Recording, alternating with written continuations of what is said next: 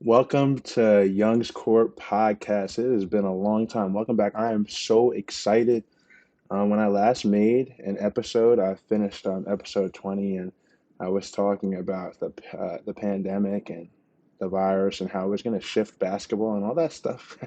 Kind of came true, and I was at a point where I wasn't really too concerned about basketball and speaking on my podcast anymore. I was more concerned about what life was going to be like during the pandemic. And, who knew at that time that it would translate into something that was so long? We didn't see the NBA season for a while. We went into the bubble, yada, yada. What a time to be alive. And, luckily we were back and basketball's back. And I want to get back into doing something that I really love doing, which is speaking. Because this episode, I was at episode 20, and I was really hitting a great mark in speaking about basketball. So I'm back and get excited. I am. So coaching, myself, I've been coaching for 12 years. And this weekend I have three championship games at two different levels, three different teams. Really excited for them, and it just reminds me, coming back on this show, the importance of relationships, expanding them, and dealing with players and situations. So important for a coach. And I have a bunch of kids that are telling me that they're scared to play this weekend, and real basketball players don't get scared. They push through adversity. They're excited, like I am, to do this show. And coaching has really brought me back to this because there's so much that I can still learn. There's so much I can still give to other people from my perspective, which has went from a player to a coach over the years. Last night I got to see the McDonald's All American game. Jersey players did really well. I can't start talking on this show without talking about the McDonald's All American game. We had Aaron Bradshaw, 7-footer going to Kentucky. He really rebounded the ball well, had a great pick and roll game, shot pretty well from the free throw line. And Marco Jackson is a steal for Kansas, a player that he left Jersey to go to high school. But he had a solid game last night. He is very explosive in the dunk contest the night before. And then, we talk about Mackenzie Mbaka, who didn't have a great showing going to Duke. And I think he is going to be the benefit of getting to play with DJ Wagner, getting to play with Aaron Bradshaw, and in that, getting to play at Duke's system, he's going to just be able to knock down shots and spread the court and post up smaller guys. And then I'm already thinking about DJ Wagner. How couldn't you after last night's performance? Him and Isaiah Collier, they were co-MVPs. I really thought DJ Wagner should have just won the MVP. He scored all his points in the second half. And it wasn't even just about that. He came out and played defense. That's what the McDonald's All American game was all about last night. Even when we say they scored over 100 points, both teams, I've never seen a game that had that type of intensity. All-Star game on defense. And it was the way that he tried to facilitate in the first half and then came out in the second half and was like, okay, it's time to score. His team was down by about 10 points and they came back through various cuts of the basket, hitting threes. He had a steal, dunk opportunity. What a game. But the winner of last night, because I'm talking Jersey guys have been doing amazing. We're talking NCAA tournament, talking high school, we're talking NBA. Jersey has really been shining. But Bronny James, a player that he's a unique talent. I think people would try to write him off, and they said he can never be LeBron. Well, he doesn't have to be LeBron. No kid has to be their parent or better than their parent. He's carving out his own lane. He's already something that LeBron is not. He's a good three-point shooter. He hit 5 threes last night, and he is a knockdown shooter with good size and a good defender. I think people have him as a point guard right now. He had a few turnovers last night because the size and athleticism. There were kids out there bigger than him, but his ability to shoot the ball, coming off screens, uh, shoot the ball open, knocking down open shots. I think after watching Isaiah Collier, the way he plays, and knowing that Bronny went to Sierra Canyon, he's out there. USC would be a fantastic fit for him, just like Kevin Durant said, an amazing fit for him. He could come in next year and do exactly what he does at a high level and I feel like that could help his trajectory to the NBA the year right afterwards. So great McDonald's All American game. So I was really excited about that. I want to pivot a little bit. I got a chance to watch, the USA soccer during this international break. One game, 7-0. Clearly, opponent not that too good. Don't even need to mention. Next game, El Salvador. Little disappointment with the 1-0. Fans will be disappointed. Soccer sometimes low scoring. I love soccer, but USA made a huge mistake going to the World Cup without Ricardo Pepe. He continuously produces on the international stage for American soccer. Does not matter about who we're playing, matters about the result. If the game is 1-0, if the game is 7-0 before, and he scored 3 goals in those 2 games, how do we leave him off the roster? He's going to be somebody we really need to keep healthy going into the World Cup. You see the Weston McKennie's had great games, even though statistically you really can't tell. Christian Pulisic played solid. The team looks good right now. The matchup with, in the next round with Mexico is going to be tough, just because of the rivalry. But this is a game now that USA, you look at USA, Canada, you look at Panama, you look at Mexico, you look at the CONCACAF region. USA is clearly has more talent than the other teams in this region. They should win, hands down. And if they don't, if they lose to Mexico or they lose to Canada or Panama, it is a disaster in my eyes. This roster that we have right now, once we find a forward, it's solid. Really good midfield. You're looking at players that are playing all over the world. Gio Reyna played well. McKinney, Pulisic, like I said, this is a solid team. Uh, so I'm really excited for USA Soccer. Huge fan.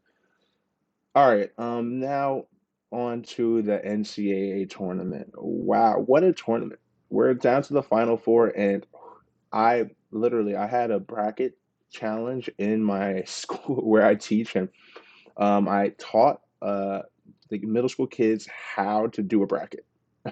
Some of them, it's the people who don't know anything about college basketball who look at the mascots literally are the people who normally do well on brackets. The people who watch so much basketball like me, literally till my eyes bleed at night, we normally get nothing right on the bracket. I mean, I picked Texas to win the championship. I just want to be completely transparent. Texas, they were up by 10 and lost. That's the way college basketball goes.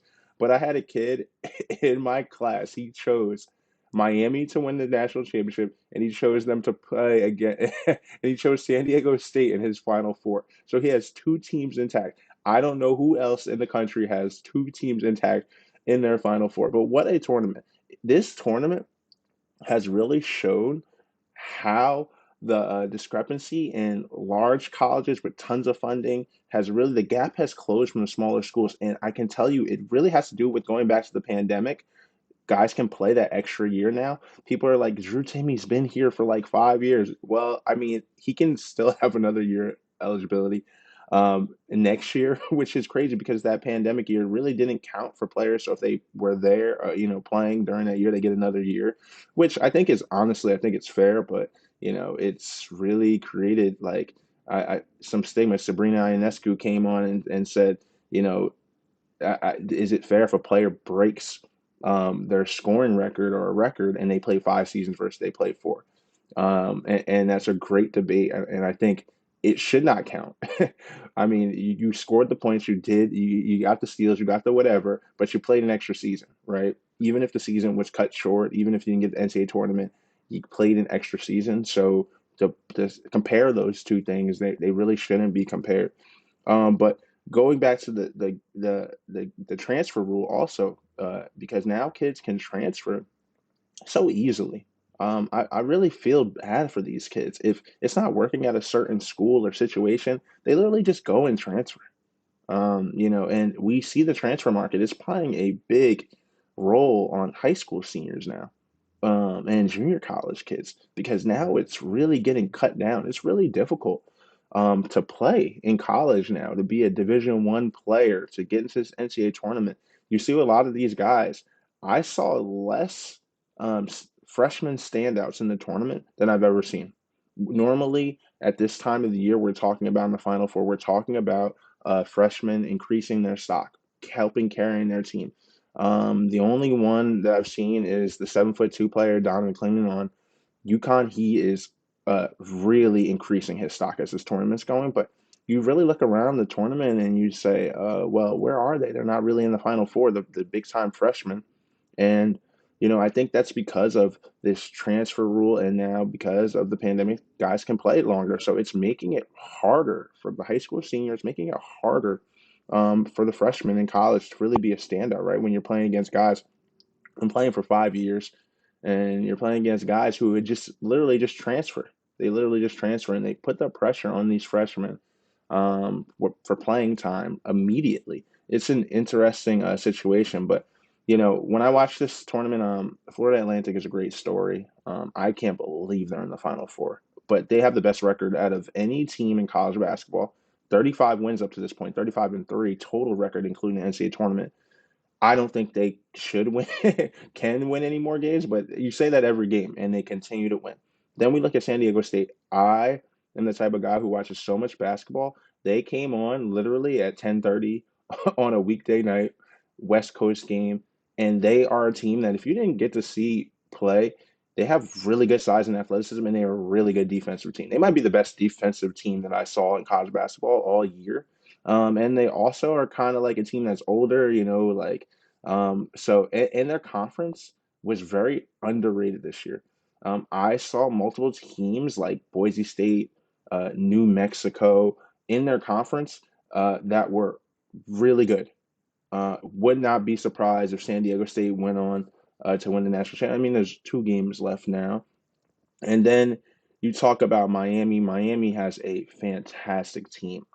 Last year they had a good run in the tournament. This year, Isaiah Wong from New Jersey, ACC Player of the Year, having a great NCAA tournament. And what's really good about Miami, they're undersized, but they can stretch you out and they can score almost every possession. That puts so much pressure on the defense.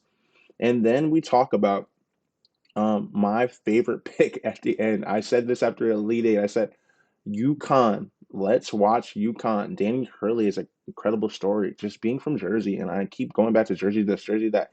Being from Jersey and seeing that the Hurley tradition, having the opportunity to play against St. Anthony's like I did, and to know the tradition of St. Anthony's, and then seeing that Danny Hurley is going to have a chance at winning a national championship is really incredible. He didn't have the career that his brother did. He's wasn't the decorated coach like his dad, but he was a great coach at St. Benedict's in New Jersey. But to end up at UConn, what a legacy he's continuing to create for his family if they win the national championship. And even if they don't, I saw Stefan Castle last night in the McDonald's All American game. He is a transcending player as well. Do not sleep on UConn going forward. And also, what UConn is doing is very, very underrated for the future of the Big East. People think the Big East has fell off. It has not fell off. Look at UConn and look what they've done in this tournament. NCAA tournament has been fantastic. Hop on UConn now. The Vegas has them as huge underdog. I mean, huge favorites right now. I think it was minus 135 with 2 games to go. That's a good pick right now. You're not going to get any other good picks. I would say another team that could really, I mean, any of these teams, but they have UConn as such a large favorite. For me, it's the winner of the championship is between this UConn and Miami game. That's for me specifically. All right. I'm so excited to be back. It's so crazy how I want to hear how you're doing, how everybody's doing. I want pushback on all my comments, my statements. I love it. I love to speak basketball. But most importantly, this show was predicated on doing an NBA power rankings. I did that every week, and I'm bringing that back. And this because we're almost reaching the playoffs. There's not that many games left. I want to make my power rankings going forward about NBA championship favorites. So if you go online and you're trying to get your lock, your future. Um, these are the teams that you should pick in this order. I believe these teams have the best chance to win the NBA championship. So at number one, I'm picking Milwaukee Bucks. that might be controversial, but I think, Jokic or Embiid is going to win the MVP. Clearly, we understand that. The best player in the NBA, you would ask multiple people, is Giannis. And this is the best team in the NBA. It's a deep team, good bench, good shooting, uh, really good defensive team. When I look at the way they would match up with the rest of the teams in the playoffs, I think Milwaukee Bucks, it should be the odds-on favorite to win the NBA championship. At number two, I'm going to put Golden State. People are going to say they're coming in as a lower seed. When you look at the way the West is constructed, these teams are all close in playoff chances, playoff, where they're going to be. And if you get in the sixth seed, and let's just say, or the seven seed, you get in the play-in. I mean, Golden State's above the seven seed. They're the sixth or fifth seed right now. You really want to match up with Sacramento. And it's no disrespect to Sacramento, but it's the seven-game series in the playoffs where you have to knock off the defending champions. I need to see it, right? So I would probably have Golden State as my number two team to win the championship right now. At number three, I'm taking Boston Celtics. I think what's going to hurt them this year going into the playoffs, and why I wouldn't put them as the odds-on favorite after last year and seeing, how they really had a great chance against Golden State, but came up short. And Jason Tatum, we know Jason Tatum, Jaylen Brown, and we know they have a great team. They have a deep team, probably one of the best rosters in all of the NBA. But when you look at Boston, the big drop off is coaching this year. He is their coach is a good coach, but he's unproven. So, in the playoff series, those key things, and one thing I realized about Boston and their coach this year is he doesn't like to use timeouts under stress. It's a unique strategy, but in the playoffs, coaching is super important. Play when you take what plays you call, when you take your timeouts, what strategies. Udoka was spot on in the playoffs last year. And I think the key adjustment that there was really nothing he could do about that Steve Kerr did that solidified is he made the change in who was guarding Draymond Green, who Draymond Green was guarding, and that put all the pressure back because he took Jaylen Brown out the series by putting Draymond Green on him, and that really changed the series for me. So coaching adjustments are going to be huge going into this playoffs, and I'm concerned about Boston, but great team. I would not be surprised. At number four, I'm going to choose the Phoenix Suns. Not a deep roster, but when you look at this team's ability and projection, this might be Vegas' odds-on favorite to win the championship. Because when you look at the way their top four players can really affect the series, you're talking about Kevin Durant. He's got to be healthy, but come on, in a playoff in a seven-game series, Kevin Durant can do enough to win you by himself 4 games. And then you have add Devin Booker to that. And I think when you look at their team, you say, okay, Chris Paul is running at age, but DeAndre Ayton is a player that in the playoffs, he's proven already. He is a double-double machine. In the regular season, he's proven he's a double-double machine. He arguably, to me, he is the third best center in the NBA. After Jokic and Embiid, he is not talked about enough. He's somebody that does not demand the basketball, but if the matchups are in his favor in the playoffs, you can force feed him, and he will eat most of the centers in the West easily. Really looking forward to see the way they use DeAndre Ayton going forward. At five, we have the Memphis Grizzlies. This is an exciting team. It's a team that's deep also. Memphis, the Ja Morant situation kind of got brushed under the rug. NBA and Memphis, whatever they did behind the scenes to talk about that situation, they handled it perfectly. We're gonna move on from the fact that he was faded drinking, and that might have escalated and led to him having a gun out in a video. And the NBA, the way that the amount of games that they suspended him, the way that they kept him away from the league, the way that he went and got counseling, even if it was for a short time, all this stuff gave time away from the fact that something happened, and it really helped him get himself and his mind back And and people are comparing that situation to Kyrie, how the NBA didn't support. But those are two completely situations. But the NBA completely supported Ja Morant in this, and I think that's why Memphis is going to be a team that you don't want to play in the playoffs, because we're not really sure where his head is at, but you're sure about the roster and the ability. At six, I have Denver. Denver's the best team in the West record wise, but they're not a team that I say could beat any of those teams above in a 7 game series until proven. It's a team that in the pandemic, they made the Western Conference Finals, and it's a team that they do a lot of different things well, but the one thing that they don't do well is defend.